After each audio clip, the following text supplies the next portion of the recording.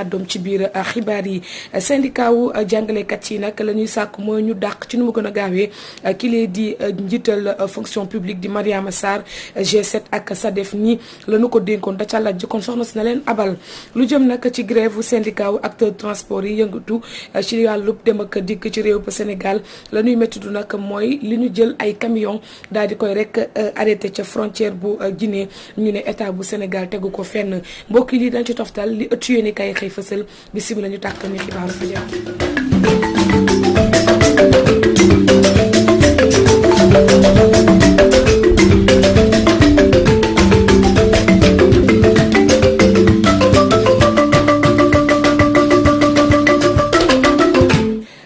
bisimila àdduna wërngël képp ñuy rafet lu baax baax seen ànd ak Walfadjri fii taataane xibaaru suba si nag dañu koy dooree ak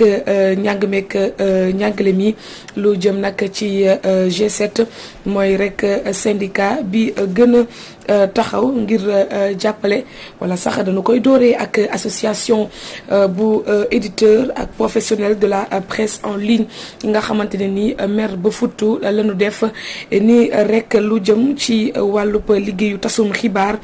dañ leen di rek xoqatal bu ñu sukkandikoo ci kàddu yi Ibrahima Lissa Faye nee na ñi nga xam ne ñoom ñoo di Dakar Actu ak leeral.net bu ñu waxee ci mbiru Sonko ak Adji Sarr rek dañuy am ab sëkkatal gu ñu gàll seen ndodd ci réseaux sociaux yi te loolee faaw rek mu daal di dakk appel moo yëkkati yi lay kàddu appel ci askan wi ngir rek ñu laaxaan leen ci ñu teewlu ci Ibrahima Lissa Faye mooy njiital appel ak Assane Gueye.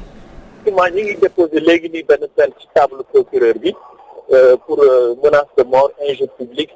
ak atteinte grave à la liberté de presse ndaxte dañuy seetlu ne am na ci ay nit ñoo xam ne dañuy woon seen bopp activité wala influenceur sur les réseaux sociaux di attaquer entreprise de presse yi comme Dakar Actu ak Leeral di leen yekk musiba et ndaxte ñooñu dañoo publier information ñii dañ publier benn décision de justice wax ne dafa concerné ku ñuy wax Diagne ñi ci ki ci des parce que dañuy diffuser benn interview ou en tout cas entretien boo xam ci ne Adji Sarr moo leen ko jox alors ñu mel ni yekk lu nekk li menacé ñu yaakaar que ne Sénégal dëkku droit la te it jamono ji nii fii liberté de presse toll mënuñu toog ci xaar ci xalaat naan nit dina di xupp nit parce que dina di xupp ay entreprise de presse parce que dañuy simplement publier benn information te du ñu xaar nag ba ñu dal seen kaw gaañ leen wala ñu faagaagal leen ñuy doog a naan kat dañuy jóg di wax wala di jëli leen donc dañuy artu te vraiment xoddeeku balaa musiba di am moo tax moo waral mu def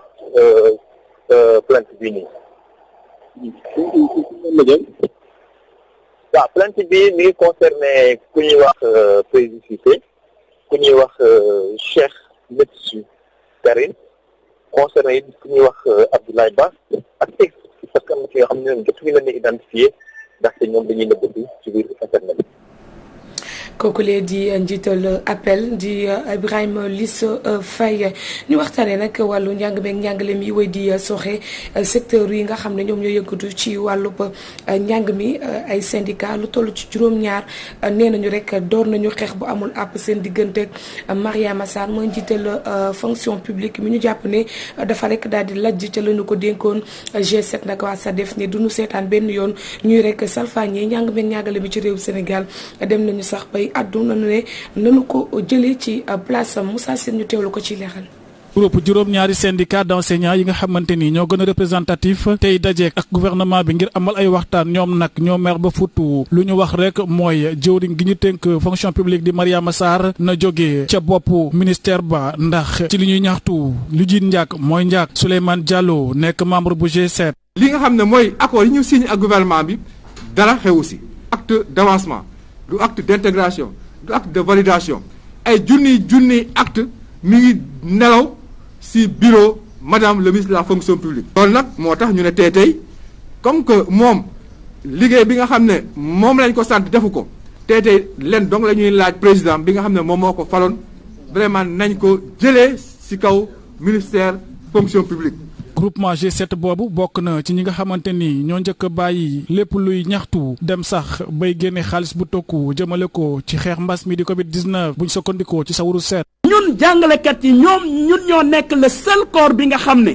ci agent wu fonction publique ñoo nangoo génne xaalis jàppale nguuru Sénégal pour que situation mbas mi ñu xeex ko te pourtant moment bu ñuy def loolu ñëpp xam nañ ni quand même gouvernement au Sénégal yoral nañu ay rappel d'intégration d'avancement ou de validation. problème yu dëkk bi jànkonteel jamono yi neexul benn yoon li nga xamante ni ñoo di G7 ba tax ñoom ñuy exiger gouvernement bi seen ñooñ yi ñu jàpp tëj leen ci kaso gi ñu daal di leen bàyyi ñoom sax ña ngay ñaawlu kàddu yi nga xamante ni directeur bu éducation ak formation di Mouhamadou Moustapha Diagne yëkkati na ko jëmale ko seen ndodd ni rek jàngalekat yi ñoo doon ñaax xale yi ñu wàcc ci mbedd mi. bépp enseignant boo xam ne dañ laa téye ngir ñaxtu yi nga xam ne moo fi amoon manifestation yi teggi leen loxo nañu jóg di accuser jàngalekat yi di leen menacer te leen dong moo ko waral mooy que ne directeur de la formation et de la communication bu ministère de l'éducation nationale Mamadou Moustapha Diagne dafa génn ci télé yi ak ci rajo yi di accuser jàngalekat yi. G7 maire ba futu la def moom nag dina taxaw temb janok gouvernement bi ngir mu mën a indi xalaat ci seen préoccupation su ko deful njàng meek njàngale mi li ci des dina bëri ay yëngu-yëngal. Moussa Sène luy fay ci yéen la ñuy desandi sax ndax syndicat autonome pour le développement de l'éducation et de la formation SADEF ñoom ca noonee sax la ñu ko àddoo ne duñu nangu benn yoon Mariama Sarr di wëyal ndax la mu fi teg la ñu ko fi teg daanaka da koo lajj secrétaire général bi moo àddu lu ni mel moom Mbaye Sarr di sàkku tamit ci état bu Sénégal mu respecté la nga xam ne jotoon nañu ko xaatim ak ñoom di ay diggé yoo xam ne ba tey matewuñu ko Mbaye Sarr ñu teewlu ko ba tey ak Serigne Gueye. dañu am naqar bu métti et également moo tax ñuy wax président de la république mu demeet ci nu mu gën a gaawee le ministre actuel de la fonction publique parce que comme c'est le président de la république moom mooy fal ministre yi di nommer directeur yi ñu gis ne ministre bi nga xam ne ba mu ko fi nommé ba léegi yeeyul yàbbi deful doxalul di briller par une incompétence totale aujourd'hui jàngalekat yi sonn nañ jàngalekat yi dañu mer jàngalekat yi ñu ngi vivre situation bu difficile tax na ñun mënatuñoo dund loolu ba tax na en tant que organisation syndicale li ñu mën a def mooy ñu wax président de la république moom mi nga xam ne moo faloon madame le ministre de la fonction publique mu jëlee ko fi indil ko beneen ministre compétent bu nga xamante ne dana mën a def liggéey bi ni mu gën a baaxee parce que jàngalekat yi kat ay liggéeykat lañ ñu ngi def liggéey bu maccu ayib mais mënuñu comprendre que jàngalekat nekk sur le terrain di liggéey bu mucc ayib ba pare ci seen wàllu carrière ñu leen di sàggane di leen di toroxal di leen di ñàkkal fayda loolu mënatuñ ko dund mënatuñ ko muñ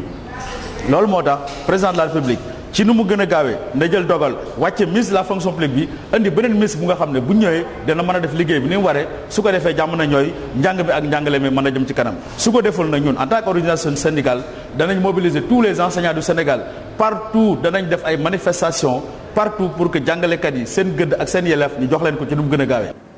ngir seen gëdd ak seen yelleef ñu jox leen ko pa mu mat sëkk kooku lee di Mbaye Sarr jiital SADEF ñu waxtaanee beneen syndicat boo xamante ne nii nee na dina dekk wàcc ci mbedd mi wala sax daal di lompoñal activités yi amal ab grève di rek syndicat wu yëngatu ci wàllub dem ak dikk la ñuy métti du nag mooy seen camion yooyu ñu jël daal di koy rek garé ca frontière bu dox ci diggante Guinée ak Sénégal te mu jàpp ne nguurub Sénégal tegu ko fenn des na ci digg suñu yeneen jotaayu xibaar. ñu àddu nag ci mbiru Sweet Beauté njiit moom Ousmane Sonko Adji Sarr ñu daal di koy tudd ci mbir mi lañ ci mën a jàpp nag mooy maire bu commune Ndiarème Limamoulaye di sàkku rek mbir mi daal di dal Mamadou Bey di sëy daal di nag xamal yile kàddu gannaaw bi muy sàkku ñi nga xam ne nii ñoom ñoo di ay ñoñam ñu daal di rek waajal lu jëm ci élection locale yi lee Mamadou Bey di sëy ñu teewal ko teew dox simédo li fi xewoon dañ ko mettitlu ba pare jaale ñi fi jóge parce que nag ay du yem ci bopp borom ndax ñun ñit man mi toog fii de jël naa fi corbillard jox ko ku dee ci mbir mi dafa mu dee du fii de xaw na xëcc lool mais ndekete mbokk la Sénégal benn bopp la. fexe ba boo sangee sa liir ba pare fexeel ba mooy tuur ndox mi bul ko tuuraale parce que di tuur ndoxu sang ba tuuraale liir ba musiba la te fa lañ toll nit ñi aussi war nañ delloo seen xel ci lu bare ndax réew mi li ko war yëpp ay terroriste lañu xam ngeen ñëpp ko xam kenn nëbbu ko kenn ci biir réew mi pétrole beeg gaz bi xam ngeen ni pétrole am ak gaz bu réew ma góorgóorluwul réew ma day tas amul benn réew bu am pétrole ak gaz te gaa ñi fexewuñu ba tas réew ma pour seen intérêt mais loolu bu fekkente ne gis nga ko feneen war nañ góorgóorlu ba mu bañ dal mais président bi ñu waxee ak moom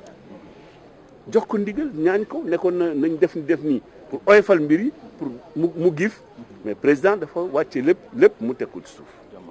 jàmm am maintenant nag bu ñu fàttita ne ñaar moo am réew politique ci démocratie day am opposition mais opposition bi day doon opposition bu républicaine am pouvoir opposition bii day xeex pour jël pouvoir bi mais booy xeex pour jël pouvoir bi li gën mooy nga xeexee ko noo xam ne boo ko jëlee bu ëllëgee nga téye ko ci jàmm ak salaam parce que loolu lépp la rek lañ lay fay ëllëg te ñun bëgguñ suñu réew yàqu ak ku ko mën ci téye ëllëg ci mairie bi ba suñu morom yi ñëw war a yàq bu ñu ñëw ñun ñu wax ak ñoom effectivement heure bu seen morom ñëwee bëgg a yàq fii bëgg a taal xale ñooy génn parce que xale moo xam morom ma ñu waxtaan seen biir ñooñu romb dem noddin bu rafet mooy tax nga jël pouvoir mu rafet. mbirum Adji Sarr Ousmane Sonko ca la ñuy desandi sax ndax ginnaaw ba ndaw sile daal di génnee ci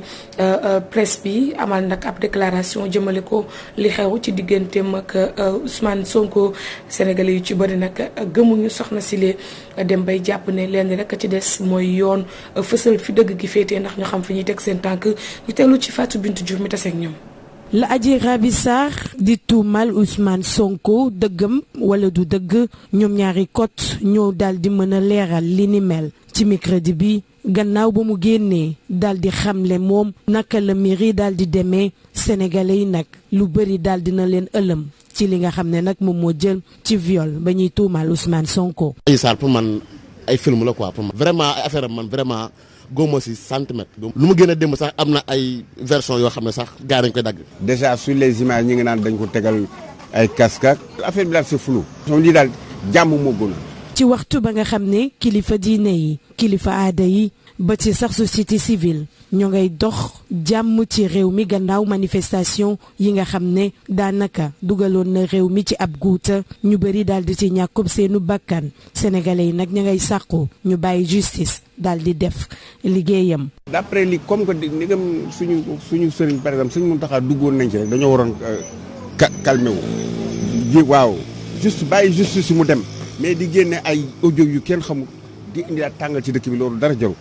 sunu àdduna ni boobu ñu bëgg a yàq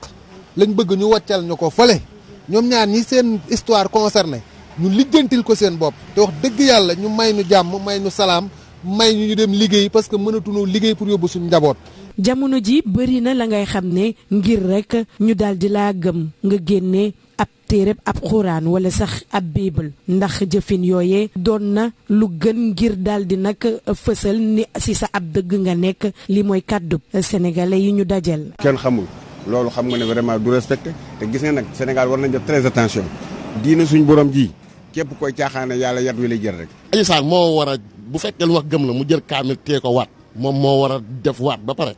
doog a sant keneen mu waat comme te moom moo wax moom na waat ba pare. gannaaw lu ëpp fukki doomi aadama yoo xam ne faatu nañu jëm ci li ñeel diggante Ousmane Sonko Adji Sarr jëm ci wàllu viol bañ koy tuumal moom njiital Pastef les patriotes sénégalais yi nag ñoom lenn moo leen daal di soxal jamono ji ci coowal yëpp mooy jàmm dellu si waat waaye nag ñu bàyyi justice moomee mu leeral waaye nag ñoom ñooñee ñu daal di nag teew ca tribunal ba ngir ñu mën cee jaamarloo ku ca nekk wax na mbir yi daal di demee.